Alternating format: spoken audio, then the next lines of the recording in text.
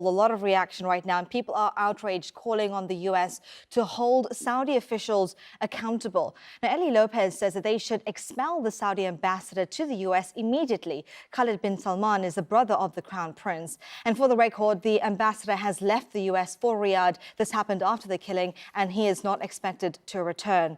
Now, Ben Rhodes is the former advisor to Barack Obama. He is calling for an investigation, and he says that we are faced with the real possibility that Trump has had info from his own intel community that MBS was responsible for murdering a journalist who wrote for the Washington Post and lied about it, or tried to help MBS get past it. And Brian Klaas is also an analyst. He adds that it's also obvious that Trump continues to praise Saudi Arabia because he has compromising financial ties with them. Well, earlier you heard Trump talk about relations between the U.S. and Saudi Arabia.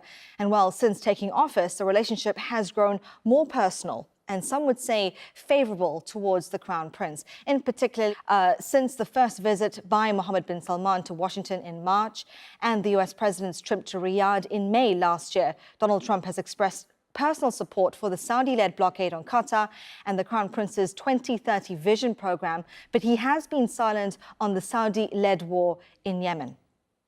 Now, this clip of Ivanka Trump in Riyadh praising the Crown Prince has been shared more than 11,000 times. Scott Dworkin, who's the co-founder of the Democratic Coalition, has been sharing this clip, and he's calling it blood money. Once again, we want to thank the Deputy Crown Prince for his vision, his hard work, and for the flawless execution of 2 amazing days here in Saudi Arabia. Hopefully the first of many, many visits to come. Thank you all so much and have a great night. Well, the Washington Post global opinions editor Karen Attiah gave a powerful statement a few days ago about Jamal Khashoggi's murder. And this was her answer when asked what she would say to the Crown Prince face to face.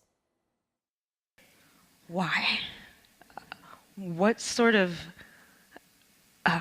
country, what sort of man do you want to be remembered as? Not just a king, but as a man. And if he's wanting to be this, go down in the history books as this great leader of history, there are plenty of men, murderous men who've gone down in history for those reasons. And I think right now the world is looking at him as that, going down that path.